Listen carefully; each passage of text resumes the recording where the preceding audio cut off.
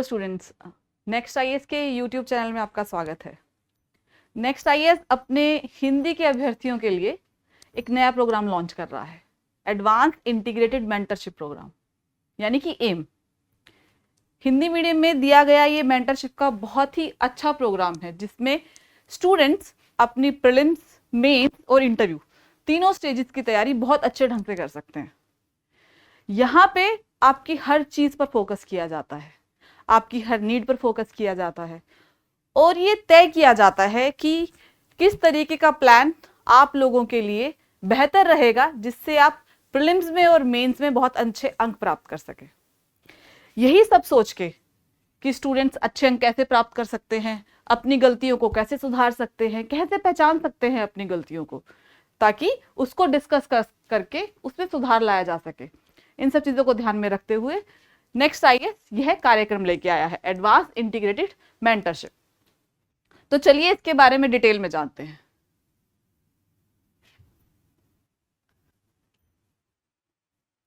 देखिए, जब भी अभ्यर्थी तैयारी करते हैं, जब भी वो इस एग्जाम की प्रिपरेशन करने का सोचते हैं, तो कुछ चीजें हैं जो उनके एक सर्वश्रेष्ठ प्रयास को रोकती हैं, यानी कि उनकी बेस्ट परफॉर्मेंस में एक तरीके से रुकावट पैदा करती है। चलिए देखते हैं कौन सी हैं ऐसी रुकावटें जो एक विद्यार्थी को, एक अभ्यर्थी को अपना सर्वश्रेष्ठ प्रयास नहीं देने देती। तो सबसे पहला है संरचित तैयारी योजना का अभाव। स्टूडेंट्स क्या करते हैं कि अपना पूरा साल, यानी कि अपने पूरे साल की तैयारी को अच्छे से प्लान नहीं करते, और जब प्लान नहीं करते तो उन्हें समझ नहीं आता कब कौन सा विषय उठाना है, कौन से विषय को किस तरीके से पूरा करना है, किसी भी टॉपिक को कितनी डेप्थ में पढ़ना है।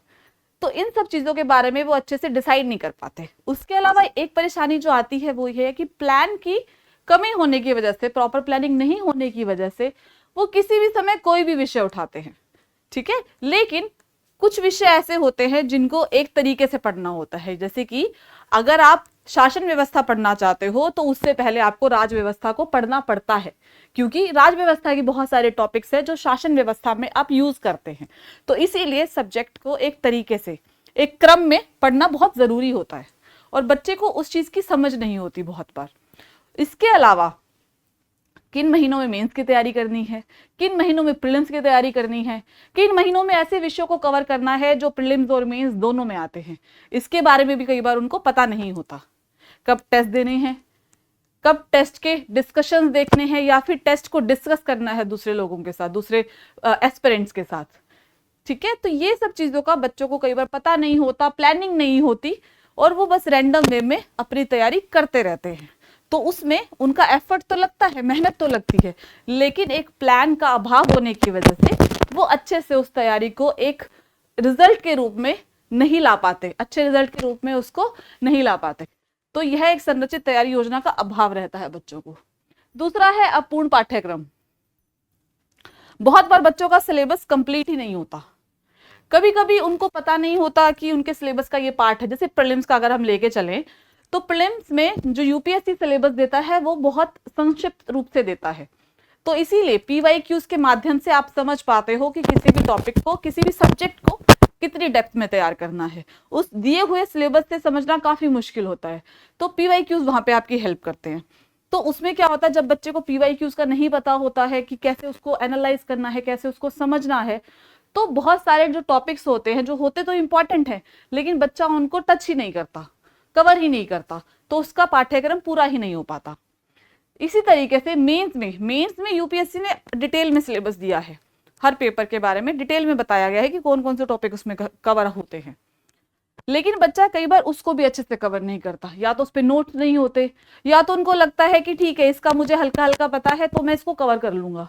लेकिन होता क्या है, लास्ट में ये होता है कि एग्जाम में जब आपको उसके ऊपर कोई क्वेश्चन लिखना होता है तो आप लिख नहीं पाते, ठीक है। तो ये एक परेशानी आती है जब पाठ्यक्रम बच्चे को अच्छे से पता नहीं होता और वो उसको अच्छे से कवर नहीं कर पाता। तीसरा है संक्षिप्त प्रभावी नोट्स का अभाव। प्री से पहले आपने 4-5 महीने अच्छे से तैयारी करी, ठीक है, लेकिन आपने कुछ भी शॉर्ट नोट्स नहीं बनाए, तो लास्ट का जो हफ्ता होता है उसमें कैसे रिवाइज करोगे? उसमें तो रिवाइज करना बड़ा मुश्किल होगा, इतनी सारी किताबें हैं, इतने सारे सब्जेक्ट। तो शॉर्ट नोट्स बनाना, संक्षिप्त नोट्स बनाना बहुत जरूरी होता है। और मेंस में तो उससे भी ज्यादा जरूरी होता है। एक तरीके से 2.5 महीने मिलते हैं आपको मेंस की तैयारी करने के, और उसमें भी एक दिन में 2 पेपर होते हैं 3-3 घंटे के। 2 पेपर्स के बीच में रिवाइज करना 2 घंटे में बहुत मुश्किल है। तो इसीलिए बिल्कुल शॉर्ट नोट्स। मेंस में आप एक टॉपिक को समझते हैं अच्छे से, फिर उसके कुछ नोट्स बनाते हैं, फिर उसके बिल्कुल शॉर्ट नोट्स बनाते हैं। ऐसे शॉर्ट नोट्स जो होते हैं वो हाईली रेलेवेंट होते हैं। क्यों? क्योंकि वो जो शॉर्ट नोट्स आप बनाते हो ना, वो आप PYQs को देख के बनाते हो।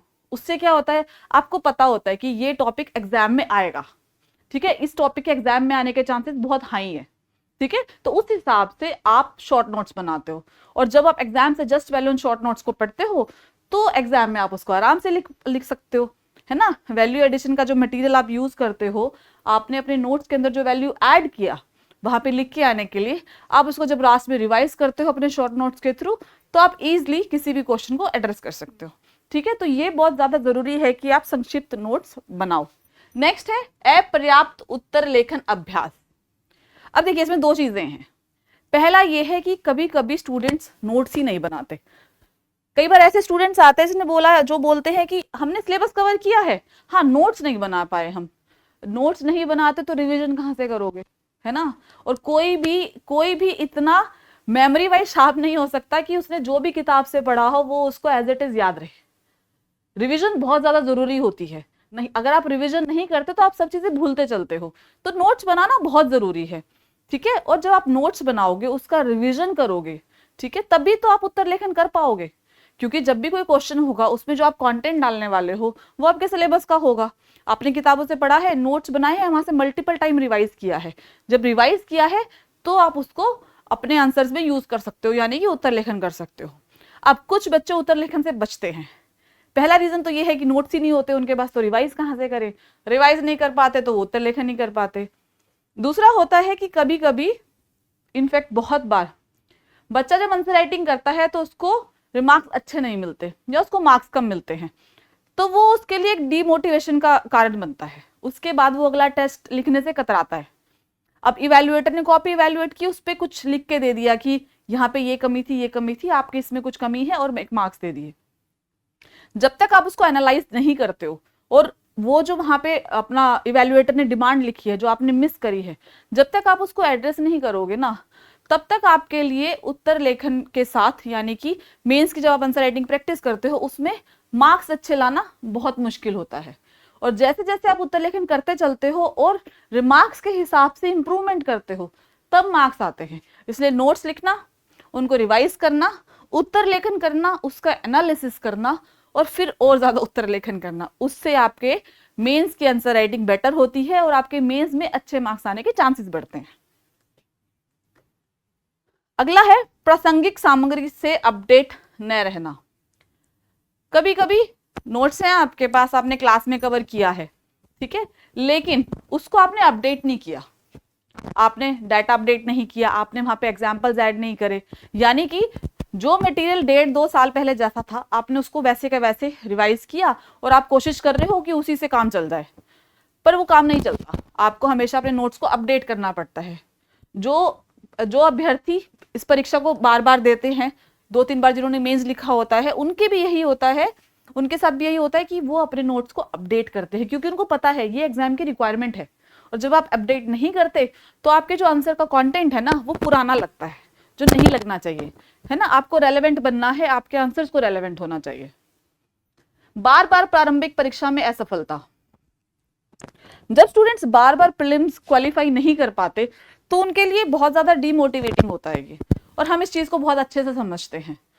बार बार तैयारी करना साल भर की और प्रीलिम्स ना निकलना, इसमें बहुत सारे रीजंस हो सकते हैं। प्रिपरेशन एक रीजन होता है, लेकिन कई बार ऐसा होता है कि प्रिपरेशन ठीक से करी है, लेकिन एग्जाम में पैनिक कर गए, स्ट्रेस ले गए, है ना, गर्मी बहुत थी, सहन नहीं कर पाए, तबीयत खराब थी, बहुत सारे रीजंस और भी होते हैं जिस वजह से वो 2 घंटे जो होते हैं ना, उनमें आप अपना पेशेंस से या प्रेजेंस ऑफ माइंड से आप उसको एड्रेस नहीं कर पाए। और ये होता है, काफी स्टूडेंट्स के साथ होता है, जिससे वो प्रारंभिक परीक्षा में विफल हो जाते हैं। तो प्रारंभिक परीक्षा को अच्छे से एड्रेस करना और वो कॉन्फिडेंस लेके आना कि हम प्रीलिम्स को अच्छे से टैकल कर लेंगे, उस पर काम करने की जरूरत होती है बहुत सारे स्टूडेंट्स को। केंद्रित मेंटरशिप का अभाव, सही गाइडेंस बहुत जरूरी है। सही गाइडेंस और एक गलत गाइडेंस होती है। गलत गाइडेंस आपको बहुत पीछे ले जाती है, एक गाइडेंस की कमी होती है। गाइडेंस की कमी नहीं होने से आप एफर्ट तो मारते हो, लेकिन वो एफर्ट किस दिशा में मारना है, किस लेवल का मारना है, किस डेप्थ में मारना है, आप उसको समझ नहीं पाते। ठीक है, तो गाइडेंस की कमी एक रीजन है। गलत गाइडेंस आपको पीछे ले जाती है, इसलिए सही गाइडेंस की बहुत ज्यादा जरूरत होती है। सही गाइडेंस से आपको पता चलता है प्रीलिम्स को कैसे तैयार करना है, मेंस के लिए कैसे तैयारी करनी है, नोट्स को अपडेट कैसे करना है, किस टाइम पे कौन सा विषय करना है, आपने अच्छा लिखा या नहीं, आपने जो प्रीलिम्स का पेपर अटेम्प्ट किया उसमें आपने क्या गलती करी, क्या आपने अंडरलाइन किया, क्या आपने अनसर्कल किया। तो इस सब टाइप की जो गाइडेंस होती है वो बहुत ज्यादा जरूरी होती है एग्जाम में, और आज के टाइम में तो बहुत ज्यादा जरूरी है, क्योंकि रिसोर्सेज बहुत ज्यादा हैं, तो डिसाइड करना भी बड़ा मुश्किल है कि क्या करें और क्या ना करें, क्या करें क्या छोड़े, है ना। तो इसीलिए एक अच्छी गाइडेंस, एक सही गाइडेंस आपके लिए बहुत ज्यादा रिक्वायर्ड होती है, और स्टूडेंट्स उसमें लैग कर जाते हैं कई बार सही गाइडेंस में। प्रतिस्पर्धी सहपाठी समूह की कमी, एक कॉम्पिटिटिव एनवायरनमेंट की जरूरत होती है। आपको पता होता है कि आपके साथ के बच्चे क्या पढ़ रहे हैं, जो आपके साथ एग्जाम देने वाले हैं, है ना, कि उनकी तैयारी कैसी चल रही है। तो वो कॉम्पिटिटिवनेस की जो भावना होती है ना, वो आपको और पढ़ने पे बेहतर करने के लिए मोटिवेट करती है, जो बहुत ज्यादा जरूरी है इस एग्जाम में, क्योंकि अल्टीमेटली तो आपको एक, है ना, एक बड़े लाइक ग्रुप ऑफ स्टूडेंट्स के साथ, ग्रुप ऑफ एस्पिरेंट्स के साथ एक एग्जाम को देना है। तो इसीलिए कॉम्पिटिटिवनेस की जो फीलिंग का लैक होता है ना, जब वो कॉम्पिटिशन अवेलेबल नहीं होता आपके आसपास, तो उस वजह से भी आप थोड़ा समझ नहीं पाते हो कि ये किस स्तर का एग्जाम है और किस तरीके से इसकी तैयारी होनी चाहिए।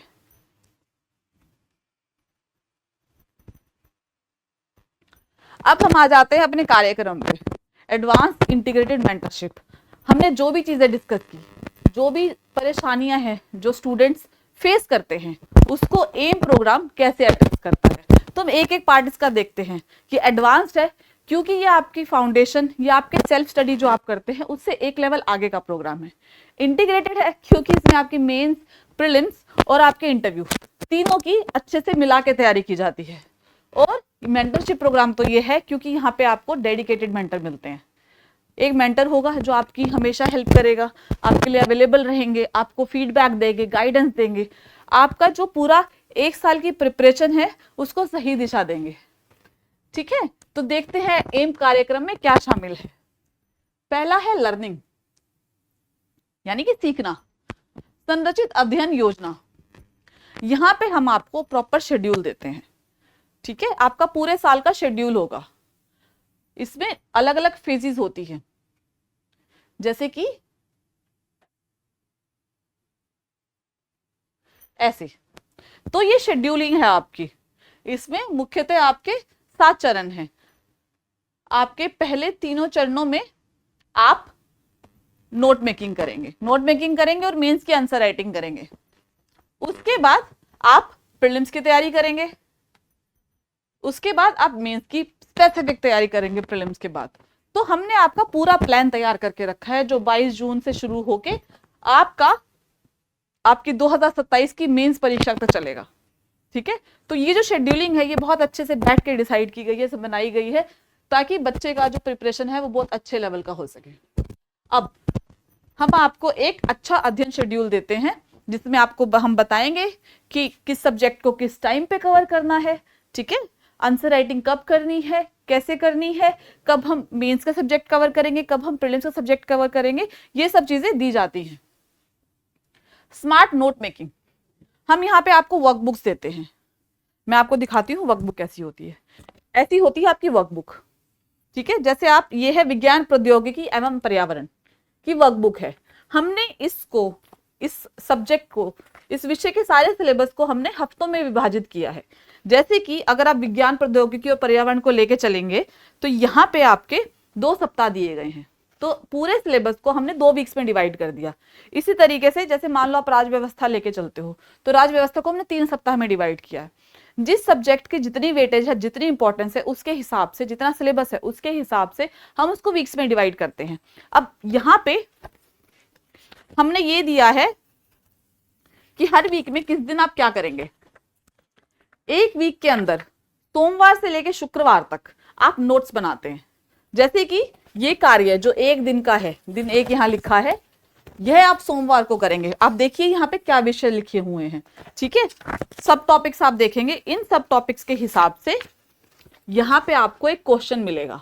आपको ये पेज मिला, यहाँ ऊपर क्वेश्चन लिखा हुआ है, इस क्वेश्चन के नीचे आपको स्पेस मिलेगा और अगला पेज भी मिलेगा।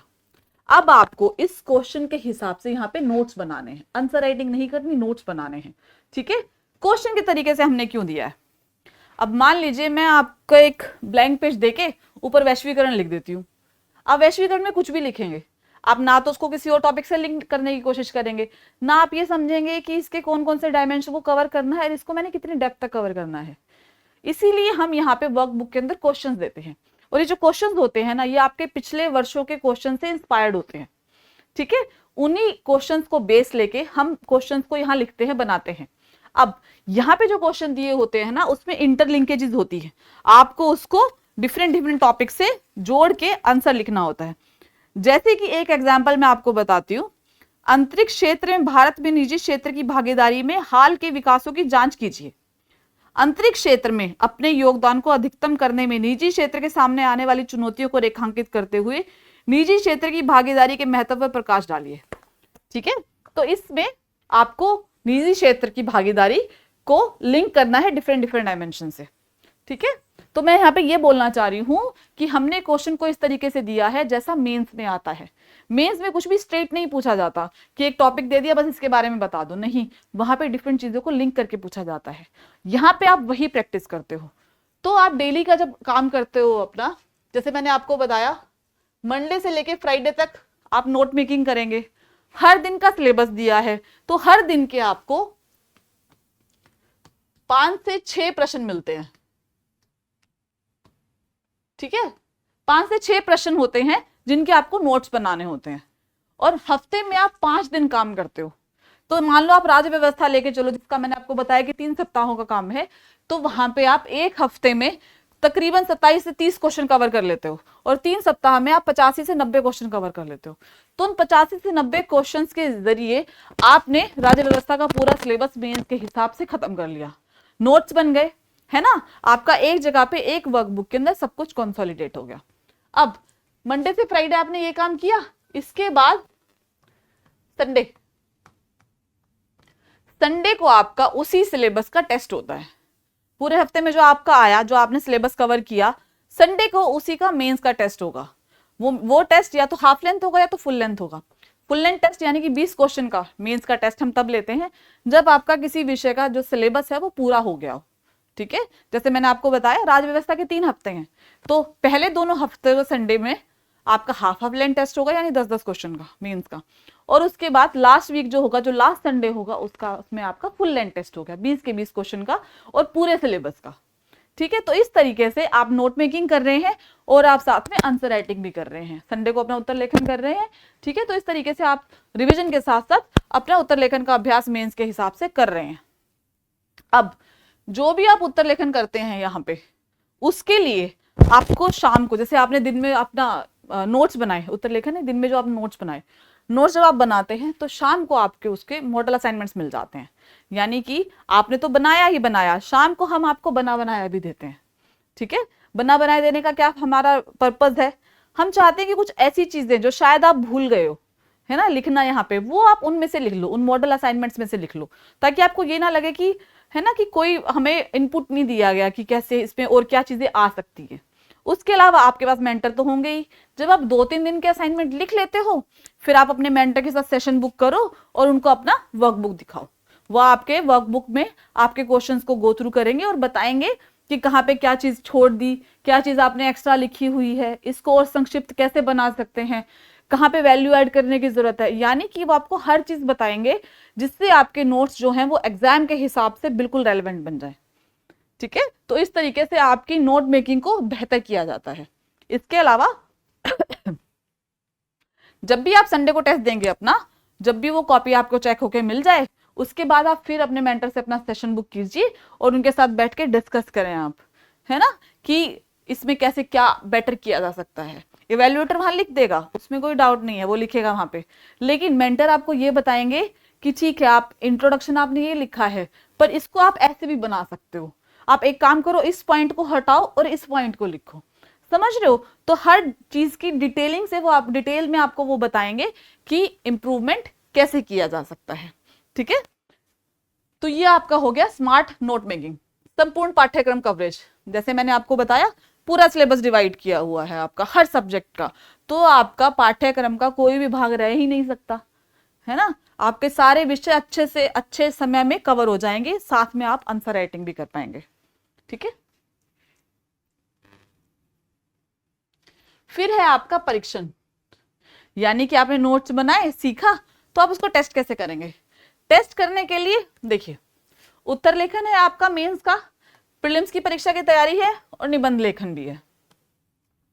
उत्तर लेखन जैसे मैंने आपको बताया, संडे को आपका टेस्ट होगा, हर विषय का जो भी सिलेबस चल रहा होगा आपके विषय के, हर विषय के हिसाब से आपके हाफ या फुल लेंथ टेस्ट होंगे मेंस के। जब आप उत्तर लेखन करते हैं तो आप उस पर एक विस्तृत फीडबैक अपने मेंटर से प्राप्त कर सकते हैं। जो इवैल्यूएट होगी, कॉपी इवैल्यूएटर होगा, वो भी लिख के देगा, और आप मेंटर के साथ भी बैठ के उसको अच्छे से डिस्कस कर सकते हैं। इससे क्या होगा? इससे ये होगा कि अल्टीमेटली मेंस में आंसर राइटिंग कैसे करनी है, मेंस के पेपर को कैसे अटेम्प्ट करना है, और अपने पॉइंट्स को बेटर कैसे रिप्रेजेंट करना है। ठीक है, वो सब चीजें आप समय के साथ साथ सीखते हो। वो ऐसा प्रेशर नहीं होता कि आपको 2-2.5 महीने में ही करना है। जैसे मेंस के एकदम पहले कुछ बच्चे कोशिश करते हैं कि अब आंसर राइटिंग करते हैं, और आज से पहले कभी नहीं की होती, तो उसमें परेशानी आती है कि एकदम से उनके ऊपर बहुत प्रेशर होता है हर चीज को बहुत जल्दी सीखने का और एग्जीक्यूट करने का। लेकिन यहाँ पे क्योंकि आप लगातार सिलेबस को कवर कर रहे हो, नोट्स बना रहे हो, रिवाइज कर रहे हो, तो जब आप उत्तर लेखन करते हो और उसमें इंप्रूवमेंट करने की कोशिश करते हो तो वो थोड़ा सा इजी हो जाता है, क्योंकि आपको धीरे धीरे करके चीजों को अपने आंसर्स में ऐड करना है, बेटर करना है। ठीक है, प्रारंभिक परीक्षा की तैयारी हम दिसंबर से शुरू करके आपकी प्रारंभिक परीक्षा की तैयारी भी कराते हैं। 70 के करीब आपके टेस्ट होते हैं प्रीलिम्स के, जिसमें आपका प्रीलिम्स बहुत अच्छे से कवर हो जाता है। डिटेल में इसका शेड्यूल मैं आपको आगे आने वाले स्लाइड्स में बताऊंगी। ठीक है, तो मतलब प्रीलिम्स को भी हम बहुत अच्छे से कवर करते हैं। जब आप प्रीलिम्स का पेपर देते हैं उसके बाद आप जाके अपना प्रीलिम्स का पेपर चेक कीजिए, देखिए उसमें क्या गलतियां की हैं आपने, और उन्हीं गलतियों को अपने मेंटर के साथ डिस्कस कीजिए आप। ठीक है, वो आपको बताएंगे कि इसका सोल्यूशन क्या है। जैसे कुछ बच्चों की आदत होती है कि पहले कुछ मार्क किया, लेकिन जब OMR शीट फिल करने लगे तब कुछ और मार्क कर दिया। मेरा इसका सीधा लॉजिक है कि आप जब पहली बार मार्क करते हैं तब आपने उस क्वेश्चन को 2-3 मिनट दिए होते हैं, आप उस विषय की डेप्थ में जाके उसको सोचते हैं और तब मार्क करते हैं। ठीक है, अपने पेपर पे। लेकिन जब आप दोबारा आते हैं, जब आपको OMR शीट भरनी होती है, तब आप उस पर हार्डली 5-6 सेकंड लगाते हैं और तब आप आंसर चेंज कर देते हैं। आप खुद सोचिए, 3-4 मिनट में डिसाइड किया हुआ आंसर सही होगा या 5 सेकंड में डिसाइड किया हुआ आंसर सही होगा, है ना? हो सकता है कभी आपने अब्रप्ट कुछ लगा दिया हो, कुछ ब्लंडर कर दिया हो, वो समझ में आता है। लेकिन अगर आपकी टेंडेंसी है ऐसे आंसर चेंज करने की ज्यादा, आप 100 क्वेश्चन के पेपर के अंदर 7-8 क्वेश्चन में ये कर देते हैं, तो डेफिनेटली वो नेगेटिव ही जाएगा, वो पॉजिटिव नहीं जाता है। क्योंकि सिंपल लॉजिक है कि 3-4 मिनट में सोची हुई चीज आपकी 5 सेकेंड में सोची हुई चीज से ज्यादा सही तरीके से सोची हुई होगी। समझ रहे हैं आप ये बात? तो ये सब जो चीजें होती है ना, ये सब जो तरीके होते हैं, गलतियां होती हैं, जब आप डिस्कस करते हो अपने मेंटर से तो आपको समझ में आती हैं और फिर आप उस पर अपना काम कर सकते हो, उसको सुधार सकते हो। अगला है निबंध लेखन। प्रोग्राम में आपका निबंध लेखन भी शामिल है। निबंध के आपके टेस्ट होंगे, यहाँ पे आपको सिखाया जाएगा कि अच्छा निबंध कैसे लिखा जाता है, क्योंकि निबंध बहुत इंपॉर्टेंट है ना? मेंस में एक पेपर जो है वो निबंध का ही होता है, और निबंध में आप रिस्क नहीं ले सकते, इन द सेंस कि आपको वहां पे अच्छा परफॉर्म करना ही पड़ता है। तो वहां पे अच्छा परफॉर्म करने के लिए उसकी प्रैक्टिस बहुत जरूरी है। तो निबंध के आप टेस्ट यहाँ लिखेंगे और अपने मेंटर से डिस्कस करेंगे और उसमें सुधार करेंगे। ऐसा नहीं है कि मेन से पहले जब थोड़ा टाइम मिलता है सिर्फ तब आप निबंध लेखन करें, सिर्फ तब नहीं करना, पूरे साल भी बीच बीच में करना है, ब्रेनस्टॉर्मिंग भी करनी है, ताकि आप निबंध को अच्छे से समझ पाए और आप एग्जाम टाइम में उसकी प्रैक्टिस करके, पूरे साल तो प्रैक्टिस करेंगे ही, एग्जाम से पहले आपने जो भी पूरे साल सीखा है आप उसको एग्जीक्यूट करके, उसकी प्रैक्टिस करके आप एग्जाम में अच्छे मार्क्स ला पाए।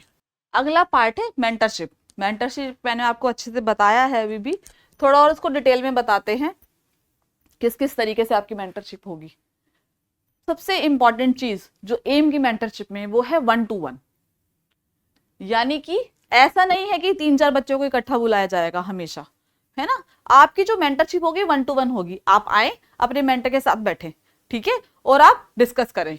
तो उसमें आपकी जो भी डिस्कशन होता है, आपकी जो भी गलतियां होती हैं, जो भी आपके डाउट्स होते हैं, वो सिर्फ आपको और आपके मेंटर को पता होते हैं। तो उसमें क्या होता है कि आप बेटर फील करते हैं, आप कंफर्टेबल फील करते हैं, बिकॉज कोई आपको जज नहीं करता। देखिए, जब कोई भी जज करने वाला होगा ना, तो मेंटर आपका बहुत लास्ट में खड़ा होगा। मेंटर आपको कभी जज नहीं करेगा, क्योंकि मेंटर ये चीज समझते हैं कि बच्चे को किसी भी किस्म की परेशानी हो सकती है ना, कोई भी छोटा से छोटा डाउट भी उसको हो सकता है। तो मेंटर अपने बच्चे की इस चीज को समझते हैं और उसको उसी हिसाब से हैंडल करते हैं, उसको सॉल्व करते हैं, ठीक है। तो आपकी 1 to 1 मेंटरशिप होती है। कुछ बच्चे होते हैं जिनकी तैयारी का दूसरा साल होगा, कुछ पिछले 4-5 साल से तैयारी कर रहे होते हैं, ठीक है। कुछ ने फाउंडेशन कर रखा होता है, कुछ ने सेल्फ स्टडी कर रखी होती है, ठीक है। कोई मान लो किसी लैंग्वेज में बहुत कंफर्टेबल होता है, किसी को लैंग्वेज पे भी ग्रामेटिकल एरर्स भी आ जाते हैं। तो हर बच्चे की परेशानी अलग अलग भी हो सकती है। तो मेंटर का जो प्लान होता है, मेंटर का किसी भी चीज को करवाने का जो ढंग होता है, वो बच्चे के बैकग्राउंड पे भी डिपेंड करता है कि उसकी अब तक की क्या परेशानियां रही हैं, उसका परफॉर्मेंस क्या रहा है, उसका तैयारी का ड्यूरेशन क्या रहा है, और उसके हिसाब से वो उनको तरीके से बताते हैं कि आपको कैसे क्या करना चाहिए। तो मेरा जो सजेशन होता है, मान लो मैं मेंटर अगर कुछ भी सजेस्ट कर रही हूँ किसी को, तो वो ए के लिए अलग हो सकता है, बी के लिए अलग हो सकता है, सी के लिए अलग हो सकता है। तो यही चीज है जो इस प्रोग्राम को खास बनाती है। तो आप कह सकते हैं कि हर बच्चे के पर्सनल क्राइटेरिया के हिसाब से, उसकी प्रिपरेशन लेवल के हिसाब से, उसकी अब तक की तैयारी के हिसाब से मेंटरशिप दी जाती है, ठीक है। केंद्रित वर्कशॉप्स मतलब शुरू में हम आपको बताते हैं कि नोट मेकिंग कैसे करना है ना, उत्तर लेखन कैसे करना है, करंट अफेयर्स को आप कैसे इंक्लूड कर सकते हो, करंट अफेयर को किस तरीके से कवर करना है, ठीक है, रिवीजन कैसी करनी है, प्रीलिम्स और मेंस के स्कोर के अंदर सुधार कैसे कैसे कर सकते हैं, जो ब्रॉड चीजें हैं। तो इन सब चीजों की वर्कशॉप्स होती हैं, ठीक है, जहाँ पे मेंटर आपको ये सब चीजें बताते हैं बहुत अच्छे से। उसके अलावा मूल्य संवर्धन सत्र भी हो सकते हैं, यानी कि मेंटर्स ने आपको सी सेट के कुछ क्वेश्चंस करवा दिए, जिससे आपका सी सेट जो है, आपको थोड़ी सी क्लैरिटी मिल गई कि मेरा सी सेट का लेवल क्या है, मुझे सी सेट में कहाँ तक सुधार करने की जरूरत है, ठीक है। उसके अलावा PYQs डिस्कस कर लिए। तो जहां पे भी बच्चे को लगता है ना कि मुझे यहाँ पे कलेक्टिव होके बाकी स्टूडेंट्स के साथ इस बारे में थोड़ा और डिस्कस करने की जरूरत है, मेंटर के साथ हम कुछ स्टूडेंट्स इकट्ठा मिलकर डिस्कस कर सकते हैं, जिससे सब बच्चों को फायदा होगा, मुझे भी फायदा होगा, और मुझे पता भी चलेगा कि बाकी सब इसके बारे में कितना तैयार है। तो उस तरीके के जो मूल्य संवर्धन सत्र हैं वो भी यहाँ पे होते हैं, और मेंटर्स ये लेते हैं ताकि आप जो कॉमन कमियां रहती है ना स्टूडेंट्स की प्रिपरेशन में, वो सब एड्रेस हो सके अच्छे से। अब जैसे मैंने आपको बताया डिफरेंट ये जो है आपके चरण है यहाँ पे, तो हम देखेंगे कि यहाँ पे चरण 1, 2, 3 में क्या है। मैंने आपको बताया कि यहाँ पे आप नोट मेकिंग करते हैं। अब नोट मेकिंग के लिए विषय अलग अलग है। जैसे चरण 1, यहाँ पे आप वो सब्जेक्ट्स कवर करेंगे जो प्रीलिम्स और मेंस दोनों के लिए इंपॉर्टेंट है, जैसे कि राजव्यवस्था, अर्थव्यवस्था, कृषि, भूगोल, ठीक है। तो यहाँ पे आप वो सब सब्जेक्ट कवर करेंगे। उसके बाद जो दूसरा चरण होता है, ये आपका 24 अगस्त से 25 अक्टूबर तक चलेगा। इसमें आप मेंस एग्जाम के जो सब्जेक्ट्स होते हैं स्पेसिफिक, आप वो कवर करते हैं, जैसे कि नीति शास्त्र, शासन व्यवस्था, ठीक है, समाज, ये सब सिर्फ मेंस के विषय हैं, तो आप यहाँ पे वो कवर करते हैं। उसके बाद तीसरे चरण में जो आपका लेट अक्टूबर से दिसंबर 6 तक चलेगा, उसमें आप वो सब्जेक्ट कवर करेंगे जिसकी प्रीलिम्स में रेलेवेंस ज्यादा है, जैसे कि विज्ञान प्रौद्योगिकी, पर्यावरण, ठीक है, इतिहास, आर्ट एंड कल्चर। तो ये सब आप चरण 3 में कवर करेंगे। उसके बाद आपको एक गैप मिलेगा जिसमें आप थोड़ा रिवाइज कर सकते हैं, कुछ पेंडिंग काम है तो आप उसको कवर कर सकते हैं। उसके बाद आपकी प्रारंभिक परीक्षा का काम समय आएगा 21 दिसंबर से शुरू करके 22 दिसंबर तक। प्रारंभिक परीक्षा के आपके 2 है चरण, एक चरण 5 है, एक चरण 6 है, ठीक है। तो इस वाले चरण में 1 महीने का जो आपका है, इसके अंदर आपके कंसेप्चुअल टेस्ट होते हैं, जो बेसिक टेस्ट होते हैं, मैं आगे बताऊंगी उसके बारे में डिटेल में। और चरण 6 के अंदर आप थोड़े हायर लेवल के टेस्ट करते हैं जो प्रीलिम्स के लेवल से मैच करते हैं, ठीक है। और उसके बाद जैसे मैंने आपको बताया, आपका मेंस का चरण होता है जहां पे आप प्रीलिम्स के बाद मेंस की स्पेसिफिक तैयारी करते हैं। मैं आपको एक खास बात बताना चाहती हूँ, एम का पोर्टल, एम पोर्टल पे आपके लिए सब चीजों का सॉल्यूशन हम एक ही जगह पे दे रहे हैं। आपने असाइनमेंट्स लिखे, आपको उसके मॉडल असाइनमेंट चाहिए, आप यहाँ पे जाके डाउनलोड कीजिए उसको, ठीक है। जैसे ये रहा आपका स्टडी मटेरियल, आपको यहाँ मिलता है। आप जो भी असाइनमेंट का क्वेश्चन लिखते हैं, जैसे मैंने आपको बताया कि शाम को हम उसके मॉडल असाइनमेंट्स आपको प्रोवाइड करते हैं, ठीक है। साथ में ही हर क्वेश्चन का आपको वीडियो डिस्कशन भी मिलता है, तो वो भी आप यहाँ से देख सकते हैं, ठीक है। उसके अलावा जो भी आप संडे को टेस्ट देते हैं वो भी आप इस पोर्टल पे आराम से पा सकते हैं। आपको टेस्ट पेपर यहाँ मिल जाएगा, आपको क्यू कैप क्वेश्चन कम आंसर बुकलेट जो होती है आपको वो भी यहाँ मिल जाएगी। अगर आप घर से एग्जाम दे रहे हैं, घर से अपना टेस्ट अटेम्प्ट करना चाहते हैं, तो आप अपनी पीडीएफ यहीं पे अपलोड कर सकते हैं। चेक्ड पीडीएफ भी आपको यहीं पे मिलेगी, रिजल्ट भी आपको यहीं मिल जाएगा। तो आप ऑफलाइन ऑनलाइन दोनों तरीकों से बहुत अच्छे से आराम से अपना काम कर सकते हैं, ठीक है।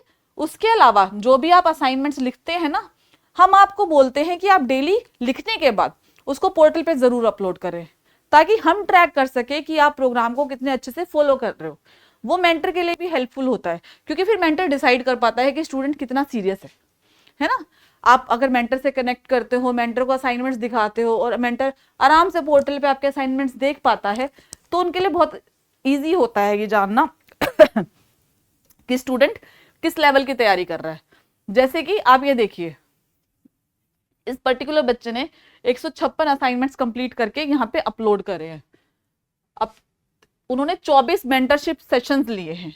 आप मेंटरशिप सेशन भी यहाँ पे ले सकते हैं।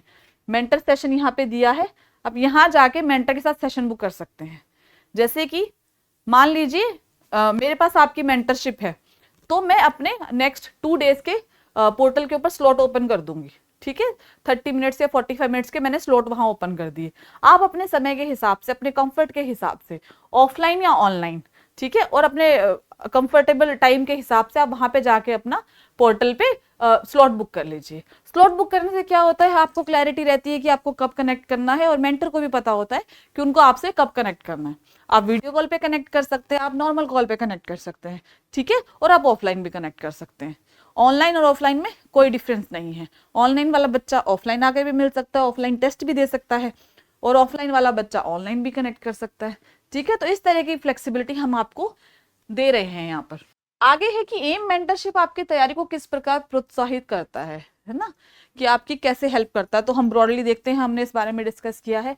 सही पाठ्य सामग्री का चयन, जब भी आप असाइनमेंट्स में नोट्स बनाने वाले होते हैं, है ना, तो आपके मेंटर आपको बताएंगे कि किस सब्जेक्ट के लिए कौन से रिसोर्सेज को रेफर करने की जरूरत है, ठीक है। अगर आप अर्थव्यवस्था के बनाने बैठे हैं तो आपको बताया जाएगा कि ठीक है, आप ये वाली साइट देख लो, आप ये वाली बुक को फॉलो कर लो, आप ये वाले नोट्स अगर आपके पास है तो आप उनको फॉलो कर लो, ठीक है। तो आपको तरीके से बताया जाएगा कि आपको कौन कौन सी अध्ययन सामग्री को यूज करने की जरूरत है, और हर सब्जेक्ट के लिए आपको ये चीज बताई जाएगी, ठीक है, ताकि आपको ये कंफ्यूजन ना रहे कि मुझे कौन से सब्जेक्ट को कहाँ से कवर करना है। आपको सही राह पर रखना। आपने लिखना शुरू किया, 10-12 दिन आपने लिखा, फिर आप 4-5 दिन कुछ कर ही नहीं रहे हो, मेंटर को दिख ही नहीं रहा कि आप ना आपने मेंटरशिप सेशन लिया है, ना आपने कोई असाइनमेंट अपलोड किया है, तो मेंटर आपसे पूछेंगे ना कि क्या हुआ, पहले तो आ रहे थे अब नहीं आ रहे, पहले बात कर रहे थे अब नहीं कर रहे, ठीक है। तो मेंटर इंश्योर करते हैं कि आप लाइन पे रहें। आपके लिए जो हमने राह डिसाइड की है, जिसके हिसाब से आप अपने सिलेबस को कवर करेंगे, तो मेंटर इंश्योर करेंगे कि आप उस राह पर ठीक तरीके से चलते रहें। प्रभावी रिवीजन के लिए बेहतर नोट्स, अब मेंटर आपको बता रहे हैं जैसे कि कौन कौन से सोर्सेज को फॉलो करना है, तो मेंटर ये आपको बताते हैं कि अच्छे नोट्स कैसे बनाने हैं, फिर उन नोट्स से बिल्कुल शॉर्टर नोट्स कैसे बनाने हैं, रिवीजन को कैसे करना है। आपने 3 सब्जेक्ट खत्म कर दिए, 4th सब्जेक्ट पे आ गए, अब मेंटर आपको बताएंगे कि पुराने सब्जेक्ट्स को रिवीजन के लिए कैसे उठाना है, करंट अफेयर को कैसे उठाना है। यानी कि हर तरीके से वो आपको बताएंगे कि सिलेबस को कवर करना प्लस उसको रिवाइज करना आपके शेड्यूल में किस तरीके से शामिल होना चाहिए।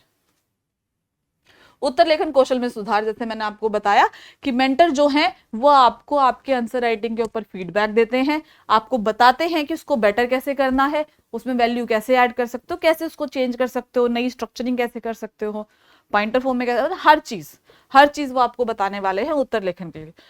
अगर आप 2 कदम उठाएंगे ना तो मेंटर 4 कदम उठाएगा, लेकिन वो 2 कदम तो आपको उठाने पड़ेंगे, है ना। आप मेंटर को अप्रोच करोगे किसी भी चीज के लिए, आंसर राइटिंग के लिए, प्रीलिम्स के लिए, निबंध के लिए, है ना, नोट्स के लिए, तो वो आपकी बिल्कुल आगे बढ़कर अच्छे से मदद करेंगे, क्योंकि उनको इस बात की समझ है, उनको इस बात का पता है कि बच्चे को इस पर्टिकुलर एक प्रॉब्लम में कैसे सॉल्यूशन दिया जा सकता है। व्यक्तिगत चुनौतियों का समाधान, जैसे मैंने आपको बताया कि हर बच्चे की प्रॉब्लम अलग हो सकती है, किसी का राज व्यवस्था का पार्ट वीक हो सकता है, किसी का एथिक्स का पार्ट वीक हो सकता है, तो मेंटर इंश्योर करते हैं कि जो किसी स्टूडेंट का वीक पार्ट है उसको अच्छे से एड्रेस कैसे किया जा सके और उसको उसके वीक पार्ट से उसका कंफर्टेबल पार्ट कैसे बनाया जा सके, चाहे वो नोट मेकिंग हो चाहे वो आंसर राइटिंग हो, दोनों ही पार्ट्स में। साथ में ही वो इंश्योर करते हैं कि आपको एग्जाम लिखते टाइम ये परेशानी ना आए, आपके दिमाग में बार बार ये ना आए कि ये मेरा पर्टिकुलर पोर्शन जो है वीक है। तो उसके तरीके होते हैं जिससे हम बच्चे का इंश्योर करते हैं कि उसके दिल में ये बहना बैठे कि मेरे को पॉलिटी नहीं आती है तो मेरे पॉलिटी के क्वेश्चन गलत होंगे, ठीक है। तो हम कोशिश करते हैं बच्चे के दिमाग से ये निकालने की नहीं, आपका ये पार्ट अगर वीक है तो बैठते हैं, बात करते हैं कि क्या चीज इसमें वीक है, कौन सी प्रॉब्लम आप फेस करते हो इस पर्टिकुलर सब्जेक्ट में, और उस प्रॉब्लम को सॉल्व करने की कोशिश करते हैं, ना कि बार बार ये डिस्कस करना कि ये प्रॉब्लम है प्रॉब्लम है प्रॉब्लम है, हमें उसको सॉल्व करने की कोशिश करनी चाहिए, ठीक है। बिकॉज ऐसा नहीं है कि बहुत ही पोस्ट ग्रेजुएशन लेवल की चीजें पूछी जाती है, नहीं, बेसिक चीजें पूछी जाती हैं जो अपने आसपास आप देखते हैं। तो कुछ भी चीज ऐसी नहीं है जो टेक्निकल है, इसीलिए उसको रिजॉल्व करना मुश्किल नहीं है, बस जो डर है ना मन में उसको निकालने की जरूरत है, और उसको निकालने में आपके मेंटर आपकी हेल्प करते हैं। प्रभावी ग्रुप डिस्कशन, मेंटर्स जो हैं वो गूगल मीट्स लेते हैं, बच्चों को मिलने बुलाते हैं, ग्रुप में भी मिलते हैं, तो उससे क्या होता है, ग्रुप में जो कुछ चीजें डिस्कस जो होती हैं उससे बच्चे को पता चलता है कि ये सिर्फ मेरा डाउट नहीं है, ये बहुत लोगों का डाउट है, यहाँ पे सिर्फ मैं परेशानी नहीं फेस कर रहा हूँ, सामने वाला भी परेशानी फेस कर रहा है, ठीक है। तो उससे क्या होता है, आप खुद को कनेक्टेड फील करते हो बाकी सब बच्चों से। तो ये जो ग्रुप डिस्कशंस होते हैं ये भी मेंटर्स लेते हैं। उसके अलावा आपका प्रोत्साहन करते हैं, आपका मार्गदर्शन करते हैं, आप कहीं पे भी कुछ प्रॉब्लम फेस कर रहे होते हो तो आप अपने मेंटर से डिस्कस कर सकते हो, वो आपको बताते हैं कि इस पर्टिकुलर कंडीशन में इस पर्टिकुलर प्रॉब्लम को आप कैसे सॉल्व कर सकते हो, ठीक है। स्मार्ट टाइम मैनेजमेंट, किस महीने को कैसे यूज करना है, कौन से सब्जेक्ट को कितने आवर्स डिवोट करने हैं, ठीक है, कितने घंटे आपको रिवीजन को देने हैं, तो ये सब चीजें आपके मेंटर आपको अच्छे से डिस्कस करके बताते हैं कि कैसे आप इसमें प्रोसीड करें।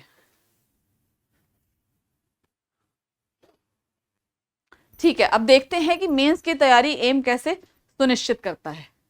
वर्कशॉप, ठीक है, वर्कशॉप में आपको बताएंगे कि नोट्स कैसे बनाने हैं, उत्तर लेखन कैसे करना है, वो सब जो ब्रॉड ब्रॉड चीजें हैं वो आपको बताई जाती हैं, ठीक है। आप विस्तृत नोट्स तैयार करते हैं, मेंस के लिए आप नोट्स तैयार करते हैं जो आपको रिवीजन में मदद करते हैं। ये पिछले कुछ सालों के बच्चों के नोट्स हैं जिन्होंने खुद से अपने नोट्स तैयार किए थे, देखिए कंसाइज तरीके से तैयार किए गए हैं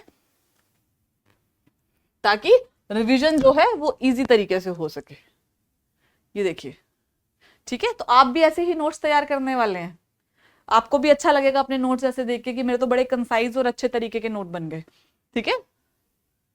उसके अलावा ग्रुप सेशंस, मैंने आपको जैसे बोला ग्रुप सेशन होते हैं, जब ग्रुप सेशंस होते हैं पीवाईक्यू डिस्कस करते हैं ग्रुप में, तो आपको समझ में आता है कि मेंस में पीवाईक्यू का क्या महत्व है, या मेंस के अंदर बच्चे क्या क्या प्रॉब्लम फेस करते हैं। इसके अलावा मेंस के संवर्धन, मूल्य संवर्धन हैंडआउट्स होते हैं कुछ, है ना, वैल्यू एडिशन मटेरियल जो हम देते हैं, वैल्यू एडिशन मटेरियल भी हम देते हैं, जैसे कि मैं आपको दिखाती हूँ, ये है आपका, जैसे ये नीति शास्त्र का मूल्य संवर्धन सामग्री है, यहाँ हमने यहाँ पे हमने एक कीवर्ड दिया है, उसके आगे उसके उदाहरण दिए हैं, ठीक है। तो हर सब्जेक्ट में इस तरीके का जो वैल्यू एडिशन मटेरियल है ये प्रोवाइड किया जाता है। मेंटर द्वारा मार्गदर्शन, आपको मेंटरशिप अवेलेबल रहती है मेंस में, ठीक है। नीति शास्त्र संवर्धन कार्यक्रम, नीति शास्त्र पे ज्यादा फोकस हम इसलिए करते हैं बिकॉज एक अलग पेपर है 250 नंबर का, तो उसको आप लाइटली नहीं ले सकते, उसको बहुत अच्छे से कवर करने की जरूरत होती है। तो हम चाहते हैं कि बच्चे अपना एथिक्स बहुत अच्छे से तैयार करें, तो जब एथिक्स का नंबर आता है ना तो उस पर बहुत ज्यादा फोकस किया जाता है, ठीक है। उसके अलावा है आपका निबंध मार्गदर्शन, जैसे मैंने आपको बताया, आपको ऐसे के टेस्ट भी मिलेंगे, ठीक है, ऐसे के कुछ ओरिएंटेशन सेशन भी मिलेंगे ताकि आप ऐसे लिखना सीख जाए। मेंस की टेस्ट सीरीज, मेंस की टेस्ट सीरीज आपको मिलती है अभी से शुरू होके दिसंबर तक भी और प्रीलिम्स के बाद भी। अब मेंस के टेस्ट में मैं आपको दिखाती हूँ कि इवैल्यूएशन कैसा होता है। जैसे अगर आप ये देखेंगे, इस बच्चे के 93.5 नंबर आए हैं फुल लेंथ टेस्ट में। यहाँ पे बताया जाता है, ठीक है, कि स्ट्रेंथ क्या है बच्चे की, इंप्रूवमेंट कहाँ कर सकते हैं, इंप्रूवमेंट कैसे कर सकते हैं, ठीक है, और क्वेश्चंस पे ऐसे फीडबैक दिया जाता है। तो जब ये फीडबैक मिल जाए, इवेल्युएट हो जाए कॉपी, उसके बाद बच्चा आके अपने मेंटर से मिले और डिस्कस करे कि बेटर कैसे कर सकते हैं चीजों को, ठीक है। मूल्यांकन टेस्ट एवं विमर्श, ठीक है, तो आपके टेस्ट वगैरह जो भी होते हैं आप उनको डिस्कस करो और इससे आपकी मेंस के आंसर राइटिंग की प्रैक्टिस जो है वो काफी बेहतर हो जाती है, कि इतनी अच्छी हो जाती है कि बच्चों के मार्क्स जो हाफ टेस्ट में शुरुआत में बिल्कुल 30, 32, 33 नंबर तक आते थे, लिखते लिखते उनके 5th 6th टेस्ट तक वो 50 टच कर जाते हैं। तो हमें भी देख के बड़ा अच्छा लगता है कि बच्चे ने फीडबैक पे काम किया, जिसकी वजह से उसके मेंस के मार्क्स बढ़ गए। अब जैसे मैंने आपको बताया कि आपका वीक डिवाइड है ना, सोमवार से लेके शुक्रवार तक, तो वही बताया गया है यहाँ पे कि आप सोमवार से लेके शुक्रवार तक अपने असाइनमेंट करते हैं, ठीक है, असाइनमेंट्स आप करते हैं और आपको डेली उस असाइनमेंट के मॉडल आंसर्स मिल जाते हैं। उस असाइनमेंट्स पे आप अपने मेंटर से डिस्कस कर सकते हैं, ठीक है। आपको बताया जाता है कि उन क्वेश्चंस को एड्रेस कैसे करना है, पहले बता देते हैं मेंटर्स आपको कि आप उस क्वेश्चन में कैसे प्रोसीड करेंगे, कौन कौन से पॉइंट्स कवर करेंगे, ब्रॉडली बताते हैं और उसकी डिटेल आपको बाद में मिली जाती है, ठीक है। उसके अलावा आपका मेंस का टेस्ट मैंने जैसे बताया होगा, ठीक है, उसके आपको उत्तर भी मिल जाएंगे, उसका आपको मेंटर से आप डिस्कस भी कर सकते हो। कुछ भी वैल्यू एडिशन मटेरियल जो हमें लगता है कि बच्चे के पास ये नहीं अवेलेबल होगा, जैसे कि मान लीजिए राज्य व्यवस्था में बच्चों के पास केस लॉज नहीं होते, है ना, केसेस के नाम आप यूज करते हो इधर उधर, लेकिन कई बार वो कंपाइलेशन बच्चों के पास नहीं होता, तो हम आपको वो दे देते हैं, हम आपको वो अवेलेबल करा देते हैं ताकि आप आंसर्स में उसको यूज कर सको, ठीक है। आप अपने मेंटर से चर्चा करो उस बारे में, और साथ ही जिन बच्चों ने उस वीक में अच्छे मार्क्स प्राप्त किए होते हैं, यानी कि मेंस के जो टेस्ट हैं उनके अच्छी तरीके से लिखे होते हैं, अच्छी कॉपीज होती हैं, जो टॉपर्स होते हैं उनकी कॉपी भी हम बच्चों से, सबसे आप लोगों से शेयर करते हैं, ताकि आप देखें कि आपके ही साथ का बच्चा जो सेम प्रोग्राम को फॉलो कर रहा है वो आंसर राइटिंग किस तरीके से अच्छी कर रहा है, ठीक है। ऐसा करने से क्या होता है, आपको थोड़ा सा इंस्पिरेशन मिलता है, थोड़ा सा आपको एक डायरेक्शन मिलती है कि अच्छा इस तरीके से भी किया जा सकता है, तो ये करके देखता हूं मैं, ये करके देखती हूँ मैं, ठीक है। अब देखते हैं कि प्रीलिम्स में कैसे हेल्प करता है। वर्कशॉप तो है जिसमें आपको बताया जाता है कि प्रीलिम्स को, है ना, कैसे ठीक से कवर करना है, ठीक है। प्रीलिम्स के पीवाईक्यूज भी आपके साथ डिस्कस करते हैं, मेंटर्स आपको बताते हैं कि पीवाईक्यूज को यूज कैसे करना है। बताया जाता है कि आप एक काम कीजिए, अभी इस सब्जेक्ट के पीवाईक्यूज को उठाओ, इतने साल वालों को उठाओ और उसके टॉपिक्स निकालो, ठीक है, या उसके ऑप्शंस को एनालाइज करो। तो हर तरीके से पीवाईक्यू का आप कैसे एनालाइज कर सकते हो, वो वाली चीजें आपके मेंटर आपको बताते हैं, ठीक है। टेस्ट सीरीज मैंने आपको बताई, प्रीलिम्स की 2 टेस्ट सीरीज हैं। पहली आपकी है कंसेप्चुअल, यानी कि आपके बिल्कुल बेसिक कॉन्सेप्ट्स, राज व्यवस्था के, अर्थव्यवस्था के, इन सब्जेक्ट्स के जो बेसिक कॉन्सेप्ट्स होते हैं ना, वो यहाँ पे आपके कवर होते हैं। तो ये टेस्ट डेली होता है, 50-50 क्वेश्चन का होगा, मंडे से लेके फ्राइडे तक होगा, ठीक है। इसमें आप अपने कॉन्सेप्ट्स को चेक कर सकते हैं और वहां पे अगर नंबर सही नहीं आ रहे होते, इसका मतलब है कि आपने कॉन्सेप्ट्स को ठीक से रिवाइज नहीं किया है। तो आपको एक डायरेक्शन मिल जाती है कि अच्छा टफ टेस्ट से पहले मैंने इसके थ्रू चेक कर लिया कि मेरी प्रिपरेशन अभी बेसिक्स की कैसी है। अगर प्रॉब्लम लगती है तो आप उसको जाके फिर से रिवाइज करो, वहां पे वैल्यू ऐड करो, ठीक है, उसको समझने की कोशिश करो, अपने मेंटर से डिस्कस करो। तो ऐसे करके आपके डेली के हाफ टेस्ट होते हैं 50-50 क्वेश्चंस के। उसके बाद आपकी होती है जो सेकंड होती है, वो होती है आपकी बूस्टर। ये आपके प्रीलिम्स लेवल की परीक्षा होती है, ठीक है। इसमें जो टेस्ट आते हैं वो बिल्कुल प्रीलिम्स के लेवल के टफ आते हैं और इन टेस्ट के अंदर करंट अफेयर भी आता है। तो जैसे कि ये जो बूस्टर टेस्ट सीरीज है ये आपकी चलती है ट्यूसडे, थर्सडे और सैटरडे। ट्यूसडे और थर्सडे को आपका हाफ लेंथ टेस्ट होता है, और सैटरडे को आपका फुल लेंथ टेस्ट होता है। और यहाँ पे भी हम आपको पूरा सिलेबस बताते हैं कि कौन कौन से टॉपिक्स का टेस्ट होगा, तो आपको पूरा उस चीज के बारे में गाइडलाइंस होती है, पहले से एक शेड्यूलिंग होती है कि आपके टेस्ट किस तरीके से होंगे और किस किस टॉपिक से होंगे। ठीक है, तो ये आपका हो गया कॉन्सेप्चुअल और बूस्टर टेस्ट। इसके अलावा हर संडे आपका सीसेट टेस्ट भी होगा। सीसेट बहुत बच्चों के लिए बहुत परेशानी का विषय है। कुछ कुछ चीजें होती हैं इसमें जो बच्चा अपने लेवल से एड्रेस करके सीसेट में अच्छे मार्क्स ला सकता है। जैसे कि क्लासेस का इंपॉर्टेंस है सीसेट में, लेकिन उससे भी ज्यादा इंपॉर्टेंस है उसकी प्रैक्टिस का। जब तक आप घर आके सीसेट की क्लास की प्रैक्टिस नहीं करोगे, जो भी टीचर ने आपको क्वेश्चन कवर करवाए हैं, है ना, जब तक आप उसको बैठ के खुद से प्रैक्टिस नहीं करोगे, या फिर आपने कहीं से क्वेश्चंस देखे किए, ठीक है, आपने यूट्यूब पे वीडियोस कुछ देखे उससे किए, उसके बाद जब तक आप बैठ के खुद प्रैक्टिस नहीं करोगे, अपनी गलतियों को नहीं देखोगे, नहीं पहचानोगे, तब तक सीसेट के अंदर इंप्रोवाइजेशन करना मुश्किल होता है ना। तो सीसेट के अंदर जो आपके परिच्छेद आते हैं और जो आपका मैथ और रीजनिंग वाला पार्ट आता है, उन दोनों पे ही काम करने की जरूरत है। और सीसेट आप जितनी प्रैक्टिस करोगे उतना आप कंफर्टेबल होगे सीसेट में, और उससे उसी वजह से आपके जो मार्क्स हैं सीसेट में वो अच्छे आएंगे। तो इसलिए सीसेट की प्रैक्टिस बहुत जरूरी है ना, उसकी रिवीजन जरूरी है, और खुद की गलतियों को पहचान कर उस पर काम करना बहुत जरूरी है। ठीक है, तो आपके सेशंस कुछ हो गए, सीसेट हो गया आपका। सीसेट के कुछ हम आपको रिवीजन क्लास मेंटर्स जो हैं वो आपको एक पहले बताएंगे कि आप सीसेट कैसे कवर करो, कुछ क्वेश्चंस उठा के आपसे डिस्कस करेंगे, थोड़ा सा इस बात की जानकारी लेंगे कि आपका सीसेट किस लेवल का तैयार है, ताकि आपको वो सीसेट के लिए बेहतर तरीके से गाइड कर सके। ठीक है, और आपके फुल टेस्ट भी होंगे, और साथ में आपको हैंड आउट्स भी मिलते हैं, जैसे मेंस के मैंने आपको नीति शास्त्र के दिखाए, ऐसे ही कुछ वैल्यू एडिशन जो मटेरियल है हम आपको प्रीलिम्स का भी देते हैं। जैसे कि प्लेसेस इन न्यूज का दे दिया है ना, स्पीसीज इन न्यूज का दे दिया, जो भी हमें लगता है कि प्रीलिम्स के पॉइंट ऑफ व्यू से इंपॉर्टेंट है, हम वो वैल्यू एडिशन आपको प्रोवाइड करते हैं। ठीक है, तो मैंने आपको जैसे बताया, मंगलवार को टेस्ट होगा, गुरुवार को टेस्ट होगा, और शनिवार को टेस्ट होगा। यहाँ पे होगा हाफ, यहाँ पे होगा हाफ, यहाँ पे होगा फुल। ठीक है, तो हर दूसरे दिन आपका सेक्शनल टेस्ट हो गया, फुल लेंथ टेस्ट भी हो जाएंगे लास्ट में आपके, जब आपका सिलेबस कवर हो जाएगा। ठीक है, कंसेप्चुअल टेस्ट तो आपके हो गए। सीसेट के टेस्ट होंगे आपके पहले 2 वीक्स में एक होगा, फिर आपका हर वीक होता रहेगा, आपको हर टेस्ट का सॉल्यूशन मिलेगा। ठीक है, हर टेस्ट के आप अपने मेंटर से डिस्कशन कर सकते हैं।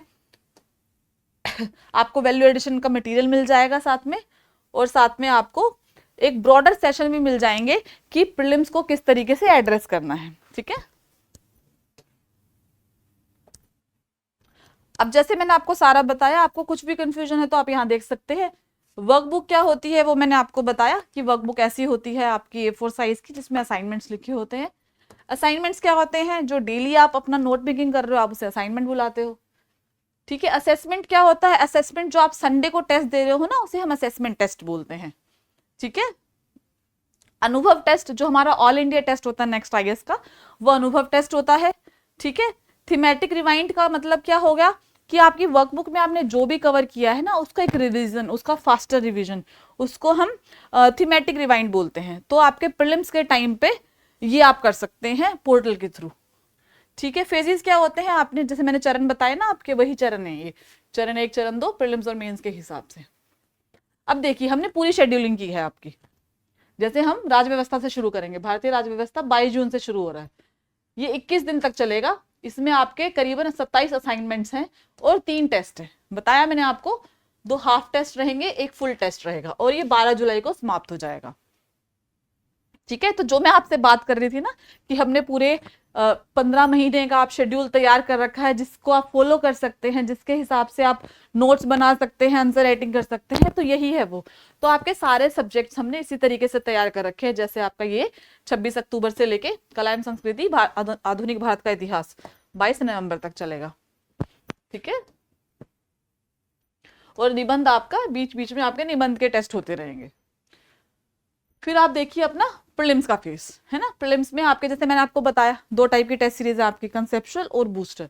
तो ये आपकी कंसेप्चुअल वाली टेस्ट सीरीज है, जिसमें आपका सोमवार, मंगलवार, बुधवार, गुरुवार, शुक्रवार, शनिवार, ठीक है, तो आपके 6 दिन 6 टेस्ट होंगे, हाफ टेस्ट। ऑल राइट, तो ऐसे आपके 1 महीने के अंदर ये सारे सिलेबस का आपके कंसेप्चुअल टेस्ट खत्म हो जाएंगे। इससे आप बेसिक सारे रिवीजन कर लोगे प्रीलिम्स की, और प्रीलिम्स के लिए तैयार हो जाओगे हायर लेवल के टेस्ट के लिए। ये आपका आ गया बूस्टर। इसमें भी जैसे देखिए राज्य व्यवस्था को हमने 2 हफ्ते दिए हैं, है ना, 14 दिन। तो ये 1 फरवरी से शुरू करके 14 फरवरी तक चलेगा। इसमें आपके 60 टेस्ट होंगे।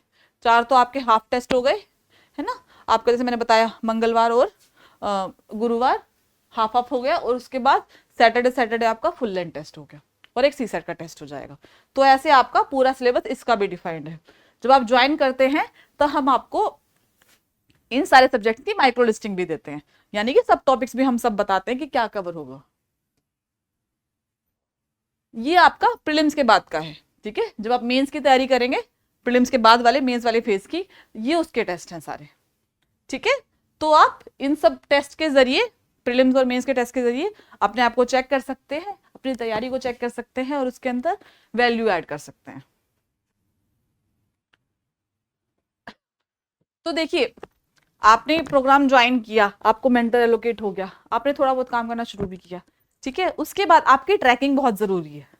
कुछ बच्चे थक जाते हैं, कुछ बच्चे जब दिन में 9 घंटे 10 घंटे असाइनमेंट वाला काम शुरू में करना पड़ जाता है, बिकॉज शुरुआत जो है वो राज व्यवस्था से हो रही है, और उसमें बहुत सारे रिसोर्स को आप रेफर करते हो, तो बच्चों को 7 8 9 घंटे लग जाते हैं। तो बच्चा कभी कभी घबरा जाता है कि मैं नहीं कर पाऊंगा, लेकिन नहीं, उसी डर को जीतना है ना। अगर आप डर जाओगे तो आप ऑप्ट आउट कर लोगे, और हम चाहते नहीं कि आप कार्यक्रम को छोड़ो इस तरीके से, इतनी जल्दी हार मानो। जब सोच ही लिया है कि तैयारी करनी है यूपीएससी की, है ना, सिविल सेवा की तैयारी करनी है, तो फिर हार मानने का तो कोई मतलब ही नहीं बनता, वो भी एक, है ना, प्रोग्राम से। तो इसीलिए शुरू में डर लगेगा, थकोगे भी, पर उसको छोड़ना नहीं है, उसको आपको तय करना है, उस उस रास्ते को, उस कठिनाई को पार करना है, वो बहुत जरूरी है। और उसके बाद जब आप थोड़े एक्टिव हो जाते हो, आप थोड़ी चीजें करने लग जाते हो, उसके बाद अगर आप गायब होने की कोशिश करते हो तो आपके मेंटर वहां पे होते हैं, है ना। उन्हें पता होता है कि ये बच्चा अब 4-5 दिन हो गए, 10 दिन हो गए, ये बात नहीं कर रहा, तो वो आपसे कांटेक्ट करते हैं, आपका पोर्टल चेक करेंगे, ठीक है, आपको मैसेज करेंगे, आपको कॉल करेंगे, ठीक है, आपके टेस्ट कॉपीज देखेंगे, आपने टेस्ट दिया था या नहीं दिया था पिछला, आपने असाइनमेंट अपलोड किया है कि नहीं किया है। तो हम पूरा ट्रैक रखते हैं इस चीज का कि बच्चा एक्टिव है या नहीं है, और अगर नहीं एक्टिव है तो उसे एक्टिव कैसे करना है ना, वो भी मेंटर को पता होता है। वो आपको एक्टिव करेंगे, दोबारा से आपको मोटिवेट करेंगे। आपकी अगर आप कोई प्रॉब्लम फेस कर रहे होगे जिसकी वजह से आप नहीं एक्टिव होगे, तो आपकी उस प्रॉब्लम को वो हल करने की कोशिश करेंगे। तो मेंटर आपका सहयोगी भी है, आपका टीचर भी है ना, आपका हर तरीके से आपकी हर प्रॉब्लम को सॉल्व करने का जरिया है, ठीक है। साथ में जो बच्चे अच्छा करते हैं प्रोग्राम में, जिन्होंने सारे असाइनमेंट्स लिखे हैं, टेस्ट भी दिए हैं, हम उनको पुरस्कार भी देते हैं, उनको बुलाया जाता है, उनको पुरस्कार दिया जाता है अपने अच्छे परफॉर्मेंस के लिए, अपने डिसिप्लिन वे में आगे चलने के लिए, ठीक है। और वो चीज बाकी बच्चों को भी मोटिवेट करती है, और उनको तो मोटिवेट करती ही है, ठीक है। तो हमारा मोटिव ये रहता है कि आप नोट्स बनाएं, रिविजन करें, टेस्ट दें, मेंटर से मिलें, इंप्रूवमेंट करें, और अल्टीमेटली एग्जाम में अच्छे मार्क्स लाएं। इसलिए एम में हमारा उद्देश्य यही है कि आप अच्छे से तैयारी करें, प्रीलिम्स में अच्छे मार्क्स लाएं, मेंस में अच्छे मार्क्स लाएं, और उत्तीर्ण करें इस परीक्षा को अच्छे मार्क्स और अच्छे रैंक के साथ। बाकी जानकारी ये है, 18 जून से प्रोग्राम स्टार्ट हो जाएगा, 15 महीने का रहेगा, आपकी कोर्स फी इतनी है, ठीक है। थोड़ा हम आंकड़ों में देखते हैं इनको, 1500 के करीबन थीम आप जो है अपने असाइनमेंट्स के द्वारा कवर करेंगे, 900 के करीब आप मुख्य परीक्षा के क्वेश्चंस लिखेंगे, ठीक है। कुछ आपके जो डिस्कशंस वगैरह हम आपको देते हैं, वीडियोस देते हैं, वो करीबन 500 घंटों के होंगे। प्रीलिम्स में भी हम आपको उतने घंटे समर्पित करते हैं। आपकी वर्कशॉप रहेंगी, आपके निबंध के 60 विषय कवर हो जाएंगे, ठीक है। 70 के करीब आपके प्रारंभिक टेस्ट रहेंगे, सी सेट आपका रहेगा, ठीक है। रिवीजन और सिमुलेटर टेस्ट आपके रहेंगे, जो फुल लेंथ टेस्ट होते हैं आपके, ठीक है। असेसमेंट टेस्ट आपके रहेंगे मेंस के, और अनुभव आपका रहेगा। तो आप अपनी सारी तैयारी प्रीलिम्स और मेंस की एम के साथ, एक मेंटर के साथ बहुत अच्छे तरीके से कर सकते हैं, ताकि आपकी तैयारी में मूल्य संवर्धन हो, आप बेटर तैयारी करें, और एक मेंटर की हेल्प से अपनी परफॉर्मेंस को बेटर बनाएं, ठीक है। यहाँ पर QR कोड्स दिए गए हैं, आप सैंपल देखना चाहते हैं तो आप वेबसाइट पर जाके सैंपल देख सकते हैं, और जानकारी प्राप्त करना चाहते हैं तो आप वेबसाइट पे जाएं, वहाँ पे एम के पेज को जाके आप ओपन कर सकते हैं और वहाँ पे आप अन्य कोई जानकारी चाहते तो वो कर सकते हैं। इसके अलावा आप हमारे सेंटर को विजिट कर सकते हैं, इलाहाबाद में, प्रयागराज में और जयपुर में आप ऑफलाइन जाके टेस्ट दे सकते हैं। मेंटर आपको ऑनलाइन अवेलेबल रहेंगे। उसके अलावा आपको कोई भी जानकारी चाहिए, कोई भी और भी जानकारी चाहते हैं, अगर आप एम से रिलेटेड कुछ भी आपको कंफ्यूजन है, मेंटर से मिलना चाहते हैं, तो आप जाके हमारा मुखर्जी नगर वाला सेंटर जो है विजिट कर सकते हैं। इसके अलावा आप हमारे फ्रंट डेस्क पे जो हमारे काउंसलर है आप उनसे कनेक्ट कर सकते हैं। इसके अलावा किसी भी जानकारी के लिए वेबसाइट पे विजिट कर सकते हैं। Thank you students.